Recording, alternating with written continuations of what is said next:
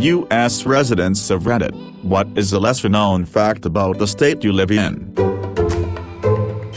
Until WWI German was the most spoken language and papers were printed in it, schools were taught in it, it was spoken in homes and businesses. Then we soured on Germany and in a matter of years it was erased except for place names, last names, and the language of the plain people.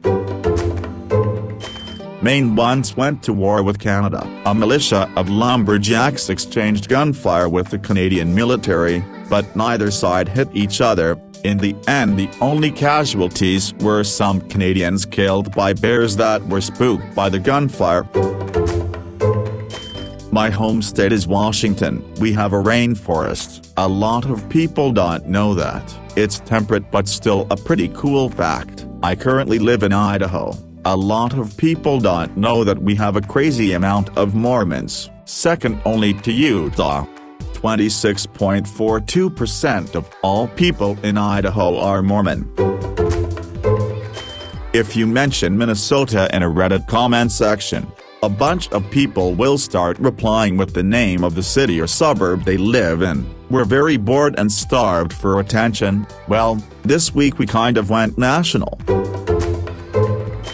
Wisconsin may be second in volume of dairy products, the sheer size of California overwhelms, but we are number one in cranberry production. Also, outstate animal and college mascot, the badger, derives from our early mining history, though mining is not much if anything in our economy. Minnesota was not a very populous state during the Civil War, but we sent hundreds of soldiers to fight, including the 1st Minnesota. The 1st Minnesota Regiment suffered 80% casualties at the Battle of Gettysburg, but for their sacrifice they won a Virginian battle flag as a trophy from the field. Every so often Virginia asks for Minnesota to return it, and every time Minnesota tells them to fuck off. The first instance of nuclear power producing electricity happened in Arco, Idaho. A lab there created the world's first breeder reactor, EBR-1, and produced just enough electricity to power 4 light bulbs. Bonus, but probably less surprising, fact, Idaho hosts the national finals for competitive fiddling. The town of Weiser triples in population during the contest as over 7,000 people come through to compete, hang out, and jam. Miami is not the biggest city in Florida by population, it's actually Jacksonville, city proper. However, the Miami metropolis, Miami and its surrounding cities, Miami Beach, Hialeah, Hollywood, etc., are much more populous than Jacksonville, which is why Miami really is a much bigger city than Jacksonville in the traditional sense. Also more high-rise buildings. The amount of people within the same amount of square miles around Miami versus Jacksonville is much higher in Miami, but the city proper of Miami is smaller. We have a bar called the Waterfront Tavern that Ted Bundy, one of the Hillside Stranglers and the DC Sniper have all been there. It's the place to be for serial killers, I guess. It's pretty run down and on the edge of town, but they got some amazing views, I'm sure. Good ole Washington, least if you're murdered by a serial killer it's a beautiful place to die. I'm from Texas, but I've spent time in the Northeast, Midwest, and Europe. These are the things that surprise people. 1. Texas is one of the most diverse states in the nation. For example, people commonly assume Texas is very conservative, rural, and white, when it's actually fairly purple, has large urban populations, and many ethnicities and cultures. Some people are surprised to learn Houston is almost as large, pop-wise, as Chicago, and Dallas, Austin, San Antonio are some of the largest cities in the U.S. 2. Most Texans don't have thick accents. If I had a nickel for every Minnesotan that said you can't be from Texas, you sound normal, I'd have like $1 or something. Only the most rural areas really have thick accents. 3. Texas isn't really culturally part of the South. Louisiana through Texas forms a kind of cultural gradient between the South and Southwest. 4. And note for the amount of Texans want to secede. It's really rare actually. It's more of a meme. 5. Texas has several varieties of BBQ. It's not just smoked brisket, but also varieties of barbacoa and direct flame grilling. What is true? 1. Texans are willing to fight about BBQ and smoking. 2. It's hot as hell. 3. There are a lot of rural populations that have horses, even if most people don't. 4. Texans are very proud of Texas. In 1961, a nuclear bomb payload was dropped on Goldsboro, NC when a B-52 started coming apart midair. It was like one failsafe away from detonating, preventing the Piedmont from becoming a crater. We don't hear about that much, and I'm surprised more people I talk to in our state don't know about it. Connecticut isn't all rich white people. There are all kinds of income brackets from the super wealthy to people in poverty. It's pretty culturally diverse, though there are significant ways in which population distribution follows racial and economic lines. There are a ton of school districts, and based on the incomes of people in those districts we have some high quality and utterly abysmal schools even in the same district. Pretty much any activity, store, or food you could want are to be found in our tiny state, which I find absolutely wonderful given I grew up in the middle of nowhere with very little to do.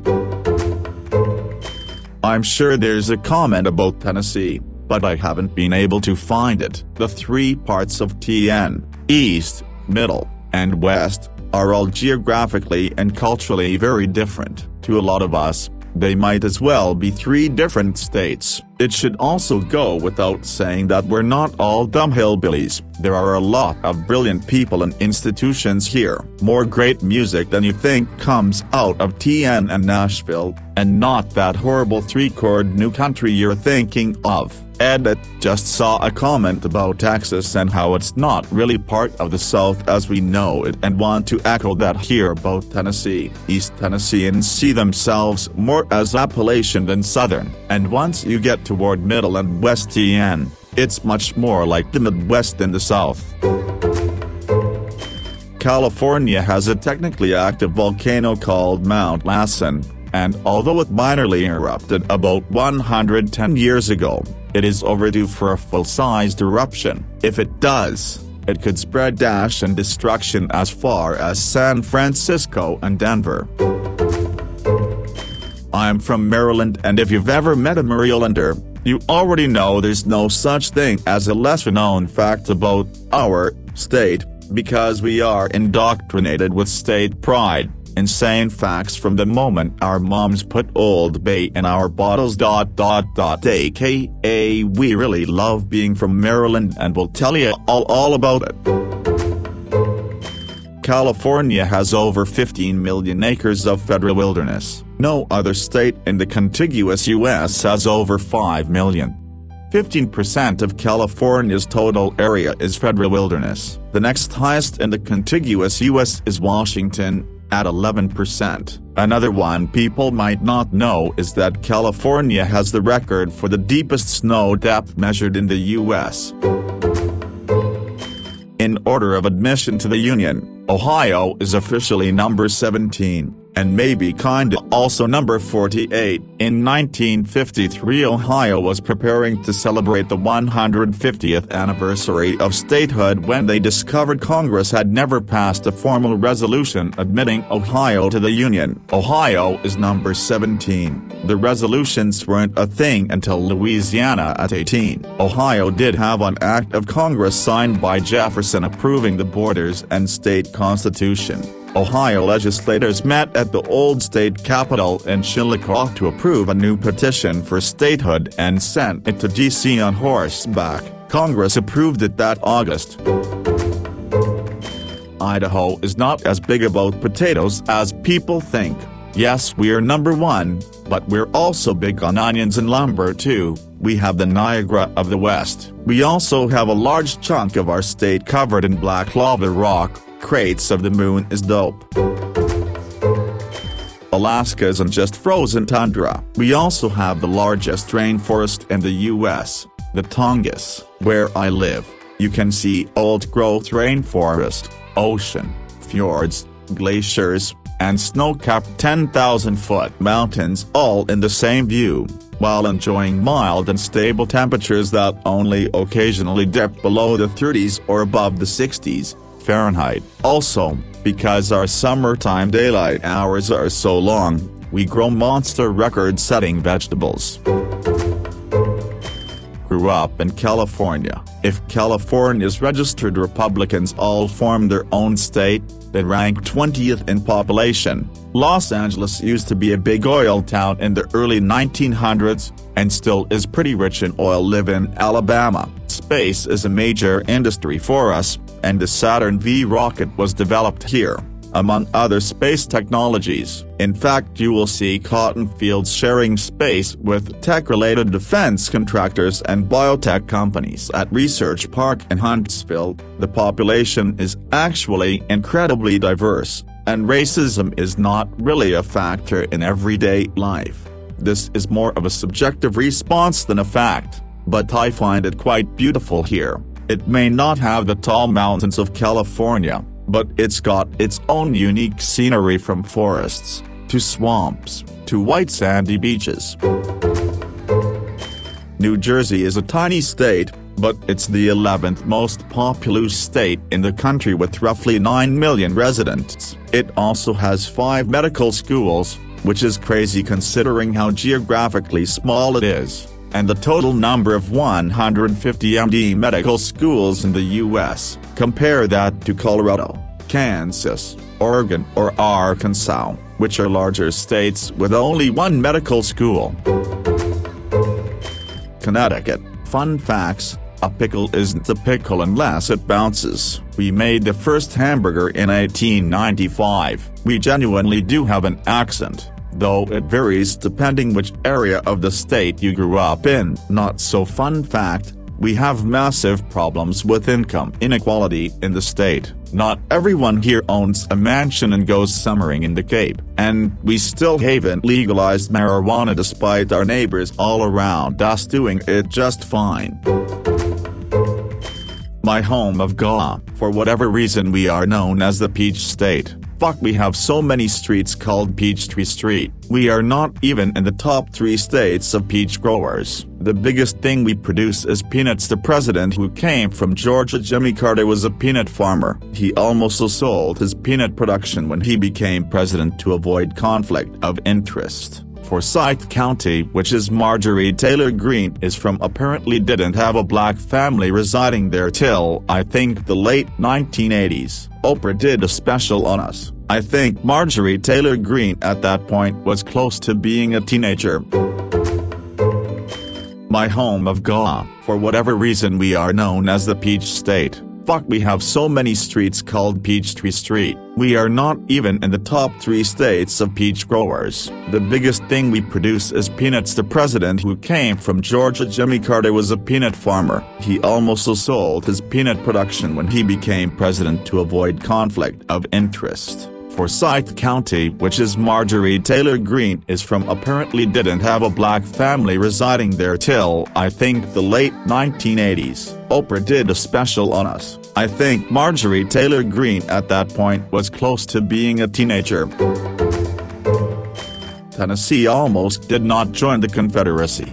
About a good half of the state, mostly the eastern side, so like Knoxville, Chattanooga, was sympathetic to the Union, and the vote to secede was extremely close. However, it would be very difficult to tell that from visiting now. Some of these areas have literally never been represented by a Democrat. Smith Island, Maryland is really interesting. The island itself is tiny and there are only a couple hundred residents, and almost everyone travels by foot, bike, or a golf cart. There is no bridge connecting the island to the mainland, and only a couple small ferries, which don't allow cars, go to and from the island. Since the island is relatively isolated and a lot of the residents can trace their roots to the original settlers in colonial times, the accent has hardly changed. Linguistically, it is similar to the dialects of southwestern England, including some similarities to Cornish. There's a tiny little island, Sanibel, off the west coast of Florida that's perfectly placed in the Gulf Current so that it's one of the best places to find seashells. Also, Disney World isn't actually in Orlando, it's technically a part of Lake Buena Vista, FL, a tourist-trap town that's sprung up around it. Orlando is just the nearest major city. Florida is home to the manatee, a weird-looking creature that's endangered. Please donate to help save our manatees. If you are into boating, be aware of our friends and go slow when you see signs posted that they are near. Manatees are killed every year in boating collisions. If you want to see them in their natural habitat, there's a nice nature reserve called Blue Springs near the land. Best time to come is in the winter months. Michigander here. I know about lakes. Number of lakes. You know how Minnesota is the land of 10,000 lakes? They have 11,800-ish depending on how you count them, but definitely a little over 10K. Michigan has 11,000 including the Great Lakes, so we have more freshwater shoreline. Wisconsin has over 15K plus a couple Great Lake shorelines. Why the actual hell is we not the land of 15,000 lakes? I guess it's less catchy. Cheeseheads anyway. 3. I actually adore you guys and think our state rivalry is stupid. As long as you agree we're cooler than Ohio. Also a joke. 3. Michigan's lakes. Michigan touches 4 of the 5 Great Lakes: Huron, Superior, Michigan, and Erie. Lake Ontario is further east but connects to Erie. Lake Superior, my happy place, my darling queen, the shoulder I cried on and my savior when I was at my lowest. Lake Superior is in my opinion one of the most beautiful freshwater oceans in the world. She really does feel like an ocean too. You can get out there and see nothing for miles. She is dangerous. She is fickle. She is deadly. She contains 315 known shipwrecks. The Great Lakes contain over 10,000 wrecks, so while she is the scariest, she is not the deadliest technically. But there is a common phrase, thanks to a song about her, that she never gives up her dead because shipwrecks are sometimes so hard to find, and bodies don't always get recovered if they were lost out there far from shore. Look up the Edmund Fitzgerald by Gordon Lightfoot and really listen to the lyrics. She is known to the local Ojibwe and other Anishinaabe-speaking Great Lakes native folks as Kitchigme. Spelling differs by group. I studied a bit of the local dialect in college in Marquette, me on the Superior Shore in the Upper Peninsula, which quite literally means Great Lake or Big Water and may be one of the inspirations for the name Great Lakes. She is clear and gorgeous, deep as hell itself, and you'd best heed her warning when the wind rises and the waves slash and batter at the rocks. It is alarmingly similar to storms at the seashore, and we have a billion lighthouses for the same reason. Oklahoma is a Native American word meaning red people. There are still 25 different Native American languages spoken here. More than half the state is reservation land. Frank Lloyd Wright's only skyscraper is here. Bog Tower in Tulsa was designed by the same architects as the Twin Towers, and is approximately half the size. Ozzy Osbourne bit the bat's head in my state. Famous Olympic gymnasts train at here. We invented sliced bread. There are 99 counties. The reason one is bigger than the rest, not making it have an exact 100, is because it was considered a swampland back in the day before tiling existed. They thought the land was useless and didn't bother splitting it up.